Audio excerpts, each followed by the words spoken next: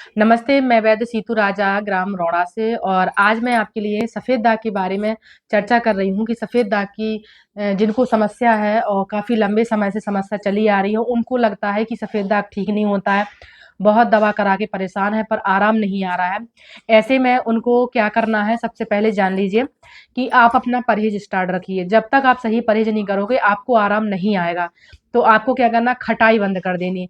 जो भी खट्टे प्रोडक्ट हैं, वो बंद रखने हैं। वो क्यों बंद रखने हैं, वो भी समझिए। खट्टा खाने से ब्लड में अम्लता बढ़ने लगती है, अम्लीय हो जाता है ब्लड। जब ब्लड अम्लीय होता है तो टॉक्सिन पैदा होने लगते हैं और हमारा ब्लड का जो तालमेल है वो बिगड़ने लगता है, इसलिए खट्टा खाना बंद रखना है। इसके बाद शक्कर नहीं खानी है, शक्कर सख्त मना होती है और ये तो ठीक होने के बाद में भी लिमिटेड रखनी है, क्योंकि ये आप ज़्यादा नहीं खा सकते हैं। शक्कर खाने से अम्ल बढ़ने लगता है ब्लड के अंदर और ग्लूकोज़ की मात्रा हाई होने लगती है और लीवर को पचाने में बहुत काम करना पड़ता है और जिनका लीवर कमज़ोर होता है उन्हीं को सफ़ेद दाग की समस्या बनती है। तो आपको शक्कर बहुत लिमिटेड खाना होता है ठीक होने के बाद, लेकिन जब तक सफ़ेद दाग है आप चीनी का प्रयोग नहीं कर सकते हैं। चीनी का प्रयोग सख्त मना रहेगा। तेज नमक नहीं खाना है। यदि किसी व्यक्ति को लंबे समय से सफ़ेद दाग की समस्या चली आ रही है और वो तेज नमक खाने के शौकीन है, तो याद रखना उनको तेज नमक नहीं खाना है। यदि वो तेज नमक खाते हैं, तब भी उनको कोई भी मेडिसिन खा लें, उनको सफ़ेद दाग में आराम नहीं आएगा। इसलिए तेज नमक नहीं खाना है और कोशिश रखना है कि आपको सेंधा नमक खाएँ। इसके बाद चाय। चाय मेरी सफ़ेद दाग पर तो सख्त मना रहता है। जो भी चाय के शौकीन हैं या जो चाय के शौक रख रहे हैं, उनको सफ़ेद दाग वालों को, चर्म रोग वालों को चाय रोकनी ही पड़ेगी, क्योंकि चाय पीने से लीवर खराब होने लगता है, लीवर का जो तालमेल है वो बिगड़ने लगता है और आपको गैस, कब्ज़, एसिडिटी और पेट साफ़ ना होने की समस्याएँ बढ़ने लगती हैं, जिससे स्किन प्रॉब्लम लगातार बढ़ती चली जाती है, घटती नहीं है। तो चाय सख्त मना रहेगी। कॉफ़ी भी सेम है, इसलिए आप कॉफ़ी भी नहीं पी सकते हैं। नमकीन तला भुना बंद रखना है। जो नमक ज़्यादा और तीखा ज़्यादा खाने का शौक रखते हैं, उनको तीखा और नमक लिमिटेड करना है और कोशिश करना कि जब तक सफ़ेद दाग है आप बंद रखें। यदि आप नहीं बंद रखते हैं तो आपका सफ़ेद दाग कोई ठीक नहीं कर सकता है, क्योंकि ये खाने से ही रोग बनता है। आपको मैदा की कोई भी चीज़ नहीं खानी है, क्योंकि मैदा खाने से आंतों में चिपकता है और ये आंतों को गंदा करने लगता है। जब आंतों में गंदगी होती है और बैक्टीरिया पनपने लगते हैं तो ये रोग बढ़ता है, घटता नहीं है। इसके बाद आम, अनार, अंगूर और दही, खट्टे बिल्कुल बंद रहेंगे। खट्टे में आपको ये सारे प्रोडक्ट बंद रखने हैं और आपको कोल्ड ड्रिंक नहीं लेना है। कोई भी प्रकार की ड्रिंक यदि है, पैकेट बंद है, तो आप नहीं ले सकते हैं। यदि आपको लेना ही है, तो आप हरी सब्जियों का जूस या फलों का जूस बनाकर पी सकते हैं, लेकिन आप ड्रिंक में कोल्ड ड्रिंक वगैरह या पैकेट की कोई भी सामग्री आप नहीं ले सकते हैं। पैकेट का बाज़ार का टोटल आपको बंद रहेगा। अल्कोहल पीने वाले जो भी व्यक्ति हैं, जो अल्कोहल लेते हैं और उनको लगातार सफ़ेद दाग की समस्या चली आ रही है, तो उनको अल्कोहल लेना बंद करना पड़ेगा। इसके बाद मांस बंद रहता है और सफ़ेद दाग वालों को मछली भी बंद रहती है, अंडा भी बंद रहता है। लेकिन याद रखिए, जिनको लगातार विटामिन डी की कमी हो रही है, उनको अंडा और मछली खाने पड़ सकते हैं, क्योंकि विटामिन डी का काम होता है बॉडी में कलर बनाना और विटामिन बी12 का काम होता है बॉडी में कलर पैचेस को मेलानियम बढ़ने लगता है। इनको यदि लगातार जिनके शरीर में दवा कर रहे हैं, लेकिन फिर भी उनके शरीर में कलर नहीं बन रहा है, आयुर्वेद मेडिसिन खा रहे हैं, कलर बनता है, फिर वाइट होकर फिर दोबारा से वही प्रॉब्लम आने लगती है कि दाग बढ़ने लगते हैं और दवा काम नहीं कर रही, या जिनने कहीं और भी दिखाया है, पहले तो शुरुआत में तो दवा काम की है, इसके बाद उनको लगता है कि हमको दवा काम नहीं कर रही और हमारा ठीक नहीं हो रहा है। तो याद रखना उनके लिए अपनी मुख्यतः जाँचें करवानी है, जिसमें vitamin D, vitamin B12, calcium और सीबीसी, ये जाँचें करवा के वो क्लियर कर लें कि उनके ब्लड में किन चीज़ों की कमी लगातार हो रही है और उनको पूरा रखना है। यदि आपको विटामिन डी की कमी लगातार होती है, तो आपको विटामिन डी3 की टैबलेट लेनी पड़ेगी और जिनको विटामिन बी12 की कमी भी साथ में आ रही है, तो उनको मल्टीविटामिन्स और हरी सब्जियाँ खाना है। और इन दोनों की कमी है तो अंडा, मछली, और मछली का तो विशेष कम रखें, लेकिन अंडा और दूध से विटामिन डी और विटामिन बी12 क्लियर हो जाता है। आराम मतलब ये भरपूर इनकी मात्रा बढ़ जाती है और मल्टीविटामिन्स भी लेने पड़ेंगे।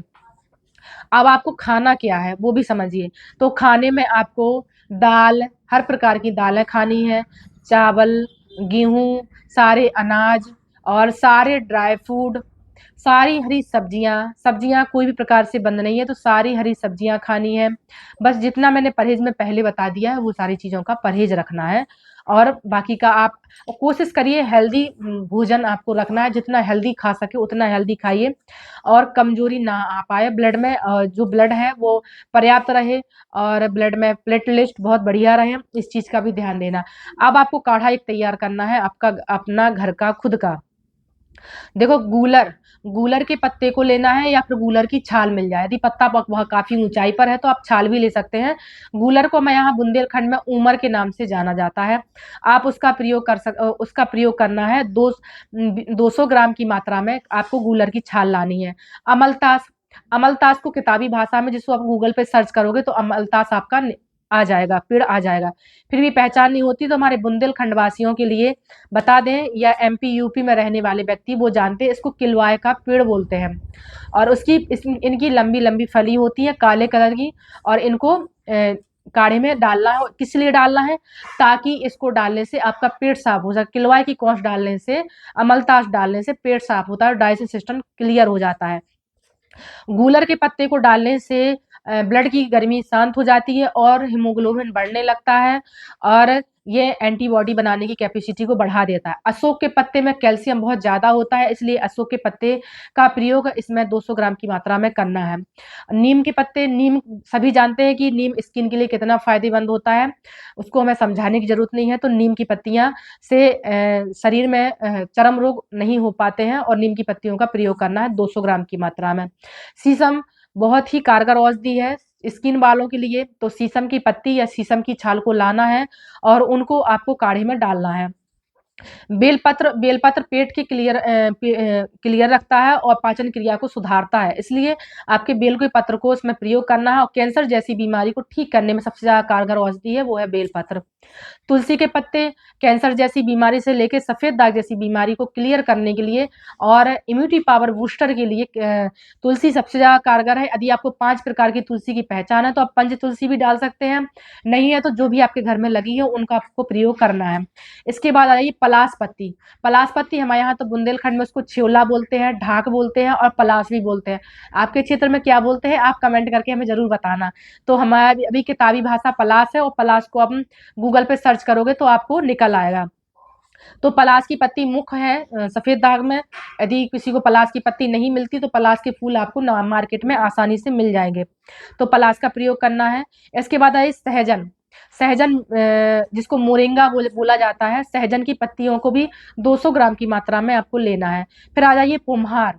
पुम्हार का एक पौधा होता है जिसको अपामार्ग पुम्हार के नाम से जाना जाता है, उसका भी पंचांग पूरा डाला जाता है इसमें, लेकिन वो बरसात के में मौसम में ही आते हैं, अभी नहीं है तो आप इसको छोड़ सकते हैं। इसके बाद आ जाएगी मीठा नीम मीठा नीम को कड़ी पत्ता बोलते हैं, और इसका प्रयोग इनकी पत्तियों को काढ़े में इनको डालना है। फिर आ जाइए आप महानीम, जिसमें बरगद की महानीम बकायन का वृक्ष होता है, जिसमें नीम की ही प्रजाति है और निवोली से थोड़ा बड़ा इसका फल होता है, गुच्छे में इसका फल लगता है। और नीम हमारे लिए बहुत ही कारगर औषधि है, और यह बवासीर और पेट जैसी बीमारियों में बहुत अमृत के समान काम करने वाली औषधि है। इसका प्रयोग आपको 200 ग्राम की मात्रा में इस काढ़े में करना है। फिर आ जाइए आप बरगद के पत्ते धातु को मजबूत करने के लिए, यदि आपकी कमी शरीर में कोई भी कमी लगातार चल रही है जिसको पूरा करने के लिए आपको बरगद के पत्ते का आपको काढ़ा बनाना होता है, उसमें 200 ग्राम की मात्रा में बरगद के पत्ते डालना है। फिर आ जाइए गुलाब के फूल के लिए आपको गुलाब की पत्तियों का प्रयोग करना है। पत्तियां ना मिले तो आपका फूल का भी प्रयोग करके 200 ग्राम की मात्रा में आपको लगातार डालना है। तो गुलाब हमारे जो ब्लड की गर्मी है उसको शांत करने का काम करेगा और कब्ज को में राहत देगा।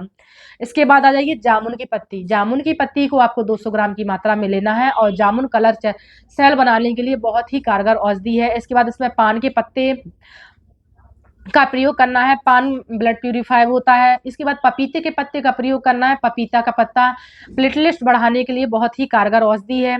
गिलोय का प्रयोग करना है, गिलोय सभी जानते हैं कि गिलोय कितनी ही कारगर औषधि है, और गिलोय का इसमें प्रयोग करना है।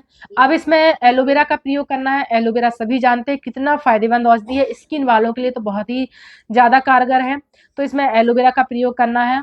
अब आप इसमें एक चीज और ऐड कर सकते हैं जिसमें यदि जो जानता है तो मकोई भी ऐड कर सकते हैं, बाँस के पत्ते भी ऐड कर सकते हैं, बबूल की छाल भी इसमें ऐड की जाती है, लेकिन हम ज़्यादा कुछ बताते नहीं हैं, पता नहीं लोगों को मिलेगा कि नहीं मिलेगा। तो बबूल की छाल भी इसमें प्रयोग की जाती है और इस प्रकार से ये आपका काढ़ा